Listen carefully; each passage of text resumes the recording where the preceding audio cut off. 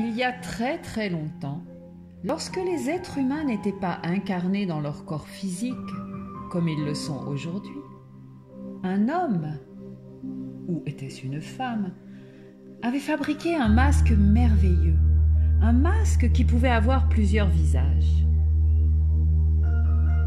Cet homme avait l'habitude de mettre son masque et de s'amuser en accostant soudainement les passants et en observant leurs réactions. Parfois le masque souriait, parfois il pleurait, parfois même il grimaçait et se renfrognait. Ses victimes étaient toujours choquées à la vue de ce visage tellement extraordinaire, étrange et si peu naturel, même lorsqu'il souriait. Mais que ces personnes rient ou pleurent était sans importance pour notre homme. Tout ce qu'il voulait, c'était l'excitation due à leur réaction. Il savait que c'était lui derrière le masque. Il savait que le farceur, c'était lui, et que la farce était à leurs dépens. Au début, il sortait avec le masque 2 fois par jour. Puis, s'habituant à l'excitation que lui procurait cette activité, et en voulant encore davantage, il commença à le porter toute la journée. Finalement, il n'éprouva plus le besoin de l'enlever et le garda pour dormir. Pendant des années, l'homme parcourut le pays, en s'amusant derrière son masque. Puis, un jour, il s'éveilla avec une sensation qu'il n'avait jamais ressentie auparavant. Il se sentait seul, divisé, quelque chose lui manquant.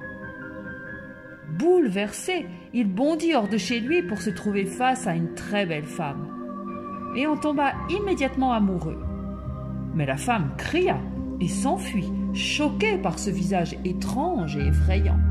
« Arrêtez-vous, ce n'est pas moi !» cria-t-il en tordant son masque pour l'arracher. Mais c'était lui. Impossible de détacher le masque. Il était collé à sa peau. Il était devenu son visage. Cet homme, avec son masque fabuleux, fut la première personne à entrer dans ce monde malheureux. Le temps passa. Malgré sa ténacité et les efforts qu'il déploya pour annoncer à tous le désastre qu'il s'était infligé, personne n'était prêt à le croire. D'autant plus que personne n'était intéressé à l'écouter, puisque tout le monde l'avait imité. Tous avaient mis leur propre masque afin de connaître eux aussi la nouvelle excitation de jouer à être ce qu'ils n'étaient pas. Comme lui, ils étaient tous devenus le masque. Mais désormais, quelque chose de pire était arrivé. Non seulement ils avaient oublié la farce et le farceur, mais aussi ils avaient oublié la façon de vivre joyeusement en tant qu'être sans masque.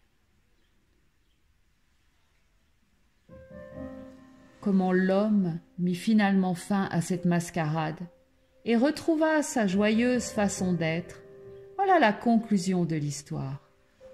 Car toute fable doit avoir une fin heureuse.